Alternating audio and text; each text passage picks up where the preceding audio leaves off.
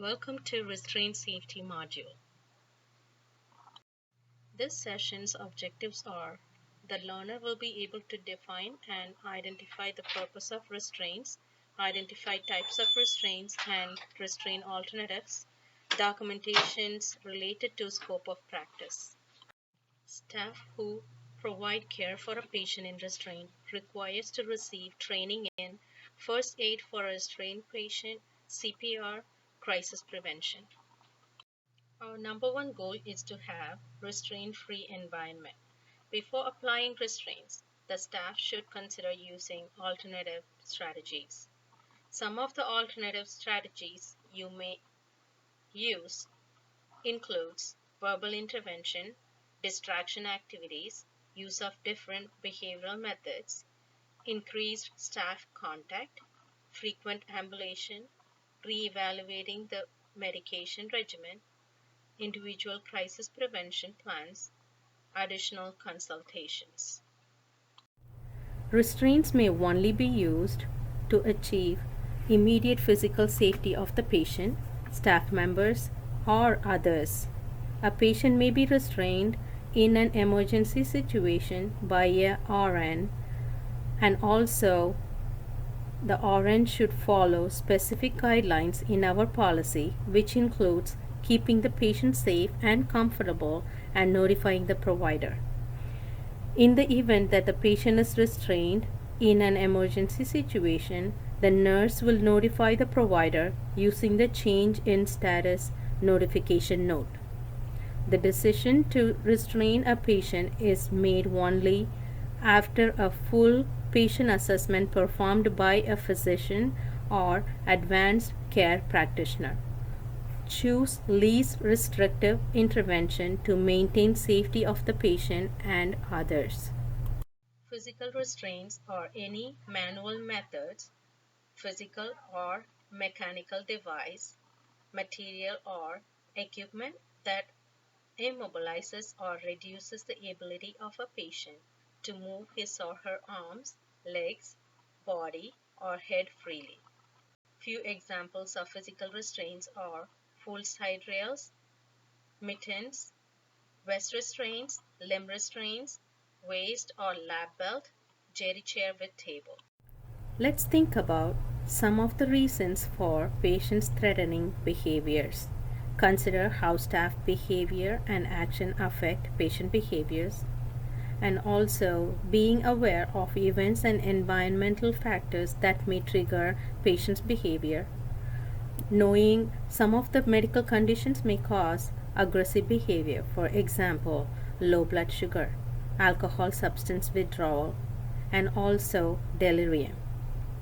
Recognizing signs of physical and psychological distress in individuals who are being held, restrained, or secluded.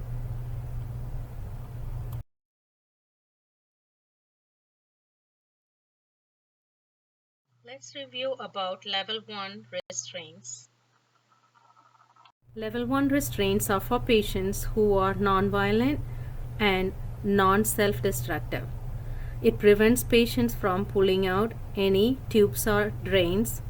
It also assures medical treatment is delivered without interruptions, and also it promotes safety for patients who are unable to follow directions. Let's review secured restraints. First one, limb restraints.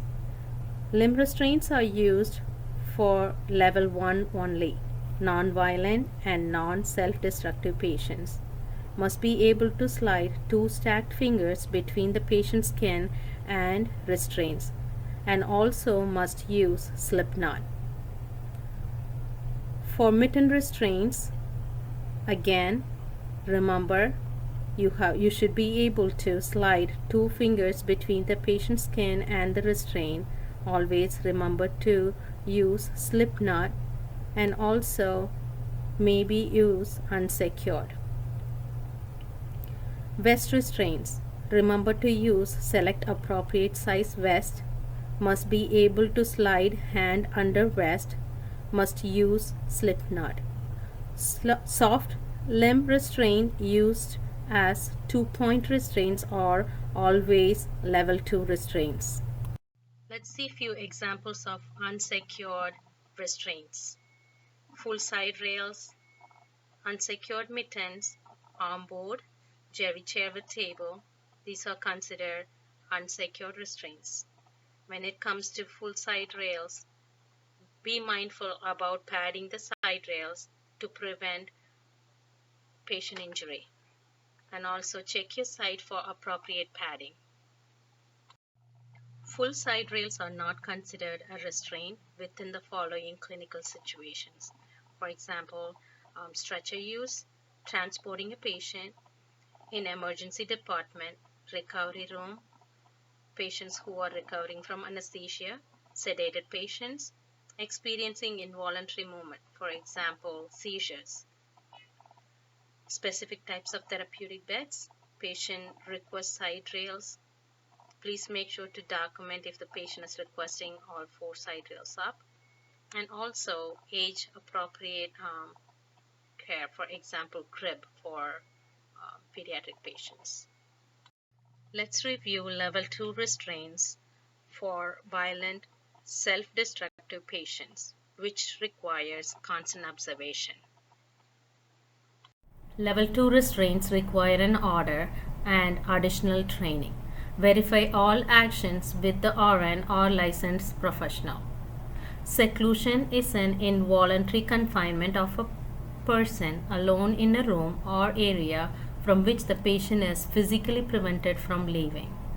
Seclusion is only used in behavioral health facilities and units within Northwell Health. Takedowns. It is a team intervention under the direction of an RN or a provider to safely gain control over an actively violent patient's limbs. Patient is lowered to the ground safely and maintaining face-up position. Please refer to your facility's policy. Behavioral health and emergency department utilize 4-point or 5-point restraints.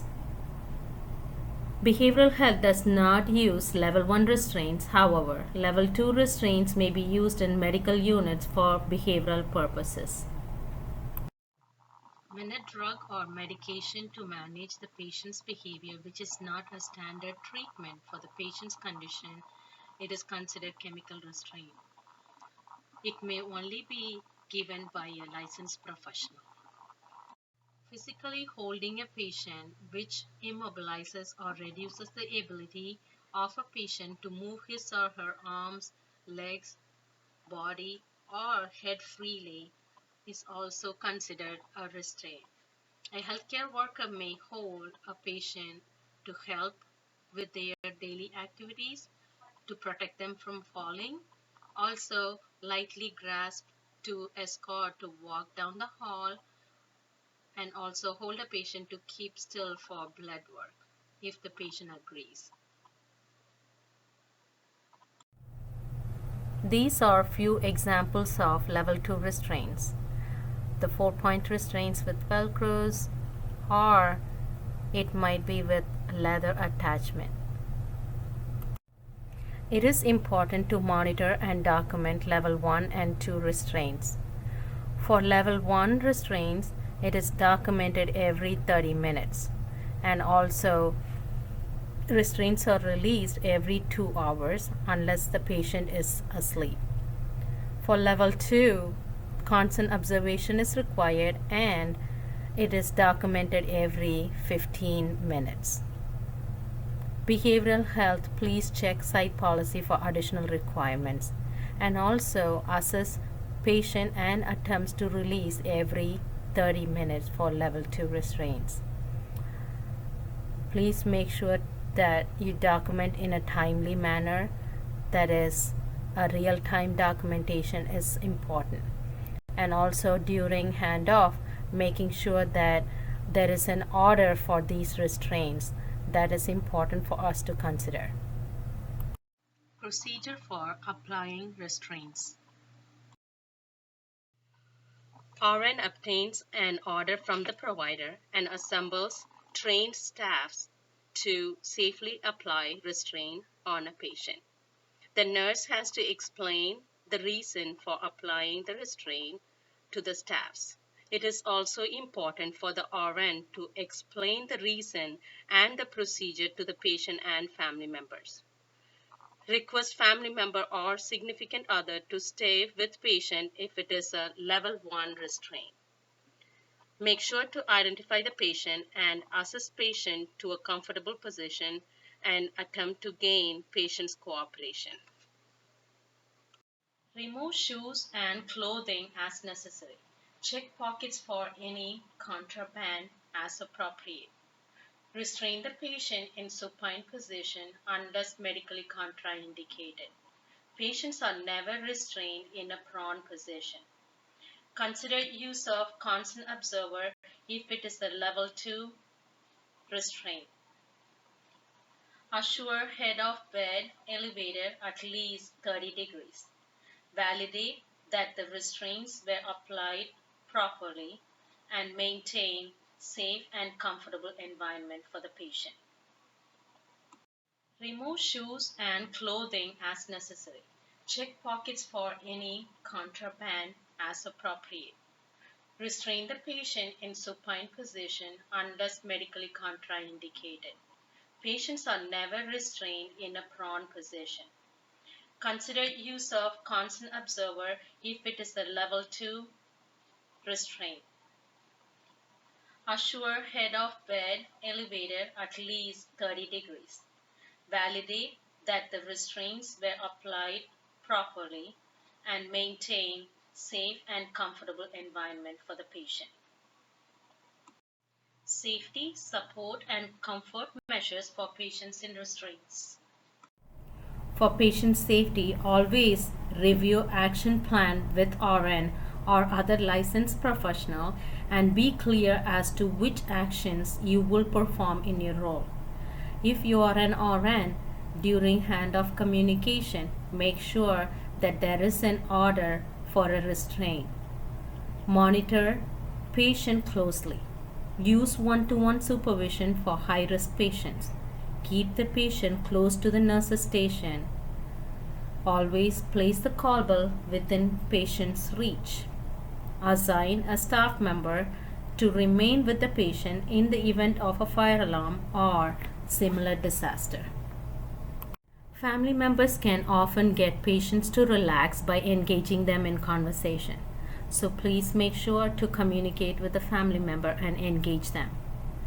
Remember to use humanism with the patient and family by being kind, caring, and being compassionate.